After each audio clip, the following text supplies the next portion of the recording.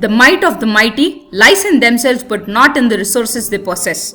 Today's episode is about one such warrior whose achievements are often discredited in the name of his horses, his chariot, or his mighty bow, Gandivam.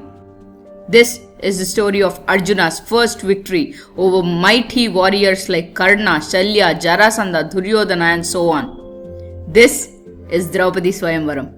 Jai Shriman Narayana, welcome to the 42nd episode of Sri Mahabharata as written by sage Vedavyasa. The Pandavas, along with their mother Kunti, started to the kingdom of Panchala, which was in celebrations on the occasion of Draupadi Swayamvara. On their way, a group of brahmanas saw them. They asked the Pandavas, "Where are you coming from? Where are you going?" Then Yudhishthira said, "Learned ones, we are coming from Ekachakrapura. What about you?" Then the brahmanas said, "Oh, there is a great Swayamvaram happening in Panchala kingdom. We all are going there. You should come with us." There in Panchala, a beautiful girl with eyes like lotus petals was born out of fire. She is the daughter of Drupada, sister of the valorous Drishtadyumna. That boy, he was also born from the same fire with a mighty bow and an armor. His sister Draupadi is considered as the most beautiful woman on the earth. She is timid and well-mannered. We are going there to see her Swayamvaram. Great kings and handsome young warriors will be coming there. To obtain victory, they will be doing great donations. We can obtain the donations, watch the Swayamvaram and return back. You boys look very handsome like the Devatas. Draupadi might choose one of you." Looking at Arjuna, they said, "This brother of yours is very handsome and is looking like a warrior. If you send him, he will win great wealth along with Draupadi." Yudhishthira smiled and said, "Sure, we will come along with you." The Pandavas finally reached the city of Kampalya and took shelter at the house of a potter. On the other hand, Drupada wanted to give his daughter Draupadi only to Arjuna. In search of him, Drupada got a strong bow made. He had set up a temporary machine in the sky in which a target was placed, and 5 arrows were also placed there. He knew only Arjuna could hit such target. While Karna can also achieve it, he thought he can be set aside by citing that he was lowborn. On the day of the Swayamvara, Drupada made the announcement of challenge. To watch the Swayamvaram, many sages and rishis arrived. So did many kings. The Kauravas, accompanied by Karna, and the Vrishnis, including Lord Sri Krishna and Balarama too, arrived in Panchala. To the northeast of the kingdom, a Swayamvara mandapam was constructed with huge galleries for the guests to sit. The entrances were all well decorated and beautiful carpets were laid all around. Huge golden thrones embellished with gems were arranged. The galleries and the mandapam were decorated with bright and beautiful flowers. Adorned in fine clothes and jewelry, the king sat on the thrones. The galleries were filled with people who were eagerly waiting to see Draupadi. Seeing the might of the Panchala kingdom, Pandavas too sat along with the brahmanas.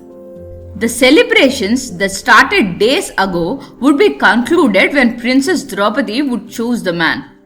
On that 16th day of celebrations, Draupadi entered the mandapam holding a garland. The priest from Somaka lineage performed a fire sacrifice and the brahmanas blessed the crowd. Then the artist stopped playing the instruments. The mandapam was filled with silence. Then Drishtadyumna accompanied Draupadi into the mandapam. Drishtadyumna announced loudly for everybody to hear, "Kings, listen carefully. This is the target. Here are the bow and arrows. 5 arrows should be aimed at the target above. Whoever does this great deed, my sister would choose such man who is rich in strength, appearance and family lineage." After saying so, Drishtadyumna started introducing the kings to Draupadi. Draupadi, the sons of King Dhritarashtra, starting Duryodhana, came along with Karna for you. The royals of Gandhara, Shakuni, Vrushaka and Brihadbala, great warriors Ashwadhama, Bhoja, kings Virata, Susarma, Senabhindu, Satyadhruti, Suryadhvaja, Paundraka Vasudeva, Bhagadatta, Madhra king Shalya and his sons Rukmangadha and Rukmaratha. Also, another Kaurava Somadatta with his sons Bhuri, Bhurishrava and Sala, the Sindhu king Jayadratha also came for you. This way, Drishtadyumna introduced hundreds of kings who came to the Swayamvaram to Draupadi. Then the kings, one after the other, dressed in fine garments with swaying earrings, walked towards the arena. They forgot everything about their past friendships and acted with animosity due to their desire for Draupadi. At the same time, in different kinds of planes, Rudras, Adityas, Vasus, Ashwini Devatas, Sadhyas and everyone assembled in the sky to look at the event. The Vrishni warriors, though arrived on the instruction of Krishna, refrained from participating. Krishna, among the crowd, noticed the Pandavas. He called Balarama and silently showed him the Pandavas one by one, and Balarama looked at them happily and looked back at Krishna and smiled. However, the kings who were looking at nothing but Draupadi did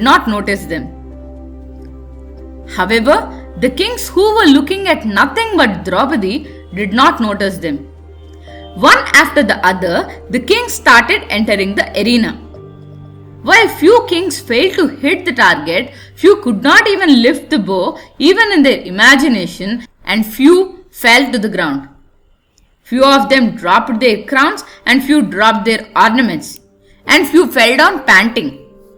After looking at all the kings, Karna rose up, picked up the bow and pointed the arrows at the target.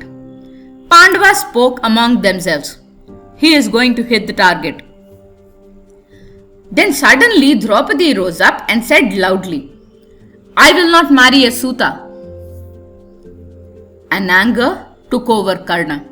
However, he smiled, looked up at the sun in the sky, dropped the bow and left. Then the Chedi king Sisupala tried. He picked the bow, couldn't handle the weight and fell on his knees. Then Jarasandha and Shalya too tried and recreated the same scene and fell on their knees. Then Duryodhana rose up. He walked royally towards the bow while looking at Draupadi. He lifted the bow, and while raising it up, the string of the bow hit him between his fingers and he fell on a raised bench. He felt embarrassed and left. Then, to the surprise of all the kings, from the midst of the brahmanas, Arjuna rose up and walked towards the arena. As he picked the bow, Krishna held and shook the hand of Balarama and gleefully said, Arjuna won Draupadi, even before Arjuna had hit the target. Shining like the flag of Indra, as Arjuna moved, the brahmanas waved their garbs in his support and cheered for him. Few liked it and few disliked it. How can a weak Brahman boy hit a target which greatest warriors like Shalya and Duryodhana failed to? If he fails, it would be great disrespect to Brahmanas in front of the kings. Then the Brahmanas said, Don't worry about us, we will not be embarrassed. Few of them spoke among themselves. The boy has arms as long and strong like an elephant's trunk. He looks like Mount Meru in courage. His walk resembles that of a lion. He looks as valorous as an elephant. His confidence shows that he can achieve this. Hasn't Lord Parshurama, being a Brahmin, defeated the kings of the world? Didn't sage Agastya drink the endless ocean? Same way, this boy will also hit the target. Tadhastu, they blessed. Arjuna came to the bow and circumambulated, did a pradakshina around the bow. He prayed to Lord Isana and bowed to Krishna and lifted the bow.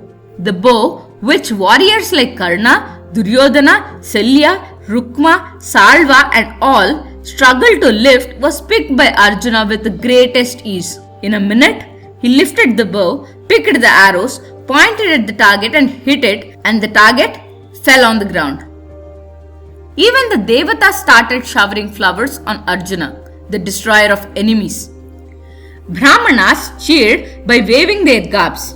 The artists and sutas started singing his praises. Drupada was delighted and he came to Arjuna. As the celebrations began, Yudhishthira left the place along with the twins. Draupadi, who looked at Arjuna hitting the target, started walking towards him holding a garland of white flowers. She looked different even to her own family. Though her lips didn't, her face smiled. Her mind swayed and she spoke to him with her eyes. She went to Arjuna and as the kings watched, placed the garland around Arjuna's neck.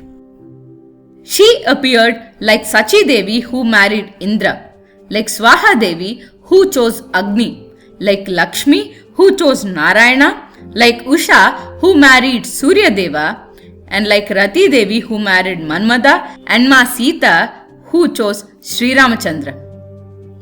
Among the cheers of the crowd and the blessings of the Brahmanas, Arjuna walked out of the arena along with Draupadi.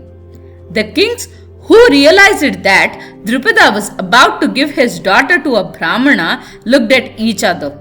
They considered this as an insult to them and wanted to make Drupada pay for insulting them. They decided among themselves that Draupadi should choose any one of them. If she doesn't, they thought of throwing her into the fire. Looking at the mighty kings who were rushing towards him, Drupada asked the Brahmanas for help. Then the great archers, Bhima and Arjuna, stopped the kings from attacking Drupada. The kings then angrily attacked Bhima and Arjuna. Then Bhima plucked out a huge tree and removed the leaves. Holding the tree, he stood next to Arjuna. This sight shocked even Arjuna.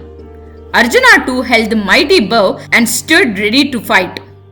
Krishna Paramatma, who saw this, spoke with Balarama. The one wielding the bow with greatest ease is Arjuna.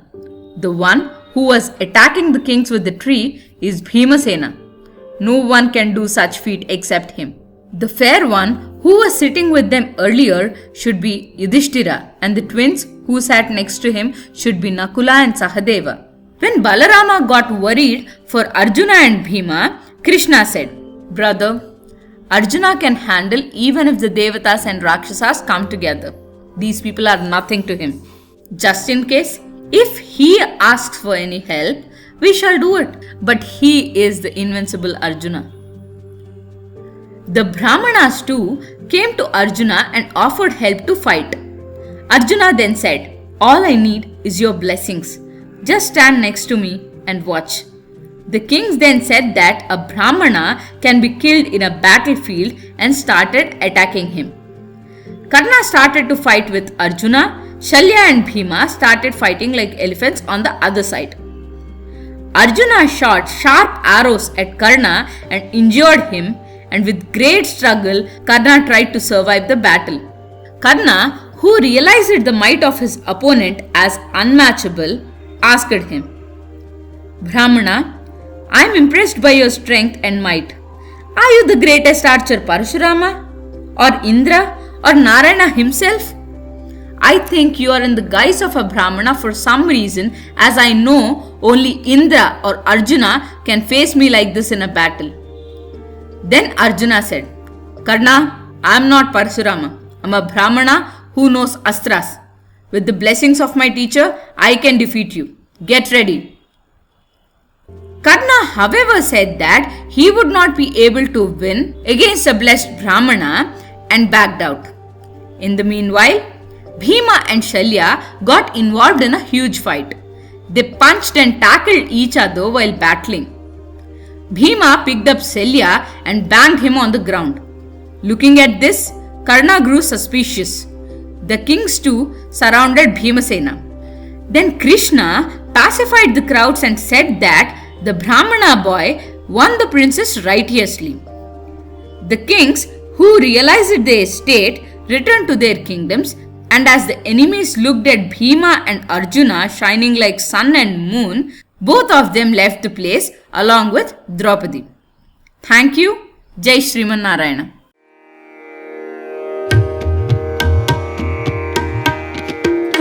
Thank you.